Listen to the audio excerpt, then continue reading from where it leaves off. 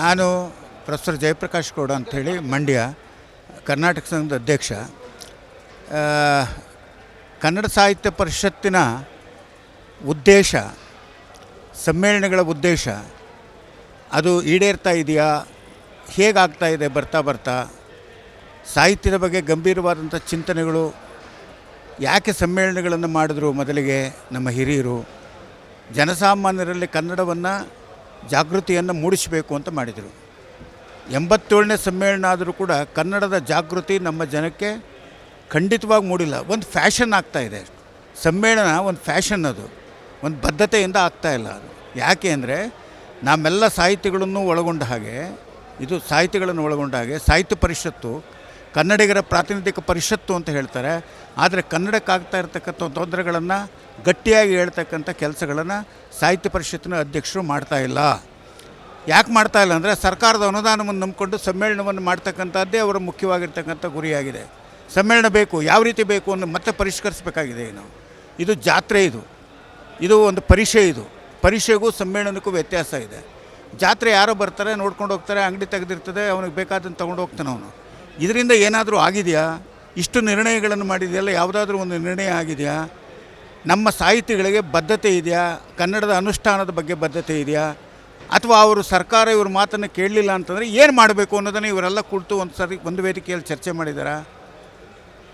ಈ ಸಾಹಿತಿಗಳು ಹರಿದಂಚೋಗಿದ್ದಾರೆ. ಈಗ ಎಲ್ಲ ಪಕ್ಷಗಳ ಸಾಹಿತಿಗಳಾಗಿ ಹರಿದಂಚೋಗಿದ್ದಾರೆ. ನಾನು ಹೇಳೋದು, ಕನ್ನಡದ ವಿಷಯ ಬಂದಾಗ ಕುವೆಂಪು ಹೇಳಿದಾಗೆ ಇವರು ಕನ್ನಡವನ್ನು ನೀವು ಅನುಷ್ಠಾನಕ್ಕೆ ತರದೇ ಹೋದರೆ ನಾನು ಬರಲ್ಲ ಅಂತ ಹೇಳುವಂಥ ಸಾಹಿತಿಗಳು ಎಷ್ಟು ಜನ ಇದ್ದಾರೆ. ನನ್ನದೇ ನಾನೊಂದು ಮಾತು ಹೇಳ್ತೀನಿ. ಇಡೀ ಕರ್ನಾಟಕದಲ್ಲಿರ್ತಕ್ಕಂಥ ಎಲ್ಲ ಸಾಹಿತಿಗಳು ಶಿಕ್ಷಣ ಮಾಧ್ಯಮವನ್ನು ಕನ್ನಡ ಮಾಡೋದಿಲ್ಲ, ಅಥವಾ ಆಡಳಿತ ಭಾಷೆಯನ್ನು ಕನ್ನಡ ಮಾಡೋದಿಲ್ಲ, ನೀವು ಮಾಡುವ ತನಕ ನಾವು ನಿಮ್ಮ ವೇದಿಕೆಗಳಲ್ಲಿ ಭಾಗವಹಿಸೋದಿಲ್ಲ ಅಂತ ಒಂದು ಬಹಿಷ್ಕಾರ ಹಾಕಿದರೆ ಸಾಕು. ಸಾಹಿತಿಗಳಿಲ್ಲದೇ ಸರ್ಕಾರ ಯಾವುದೇ ಕಾರ್ಯಕ್ರಮಗಳನ್ನು ಮಾಡೋದಕ್ಕಾಗೋದಿಲ್ಲ. ನನ್ನ ಪ್ರಶ್ನೆ ಏನು ಅಂದರೆ, ಕನ್ನಡದ ಇಷ್ಟೊಂದು, ಬಹುಶಃ ಯಾವುದೇ ಭಾಷೆಯಲ್ಲಿ ಕನ್ನಡದ ಅಭಿವೃದ್ಧಿಗಾಗಿ ಇಷ್ಟೊಂದು ಸಂಸ್ಥೆಗಳಿಲ್ಲ.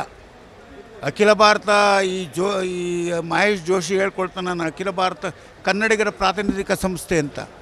ಏನು ಪ್ರಾತಿನಿಧಿಕ ಸಂಸ್ಥೆ ಅಂದ್ರೇನು? ಪ್ರಾತಿನಿಧಿಕ ಸಂಸ್ಥೆ ಅಂದ್ರೇನು? ಕನ್ನಡಿಗರ ಸಮಸ್ಯೆಗಳನ್ನು ಕೇಳಬೇಕಾಗ್ತದೆ.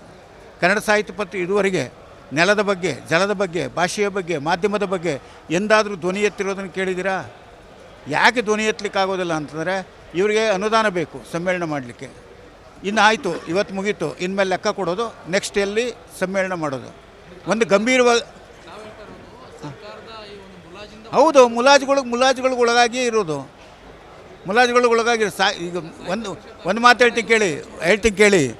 ಸಾಹಿತ್ಯ ಪರಿಷತ್ತನ್ನು ಯಾಕೆ ಹುಟ್ಟಾಕಿದ್ರು? ನಾಲ್ವಡಿ ಕೃಷ್ಣರಾಜ ಒಡೆಯರು ಒಂದು ಮಾತು ಕೇಳಿದ್ದೀರಾ? ಅವ್ರನ್ನ ಕೇಳ್ತಾರೆ, ನೀವೇ ಜನಪರವಾಗಿದ್ದೀರಿ, ಯಾಕೆ ಪರಿಷತ್ತನ್ನು ಹುಟ್ಟಾಕಬೇಕು, ನೀವೇ ಸಹಾಯ ಮಾಡಿದ್ರೆ ಸಾಕಾಗುತ್ತೆ ಅಂತ. ಆಗ ಒಂದು ಮಾತು ಹೇಳ್ತಾರೆ ಅವರು, ಪ್ರಭುತ್ವದ ಹತ್ತಿರಕ್ಕೆ ಜನಸಾಮಾನ್ಯರು ಬರಲಾರರು. ಪ್ರಭುತ್ವದ ಆಶಯಗಳು, ಜನಸಾಮಾನ್ಯರು ಅವರ ಆಶಯಗಳನ್ನು ಪ್ರಭುತ್ವಕ್ಕೆ ತಲುಪಿಸೋದಕ್ಕೆ ವಿಫಲರಾಗ್ತಾರೆ.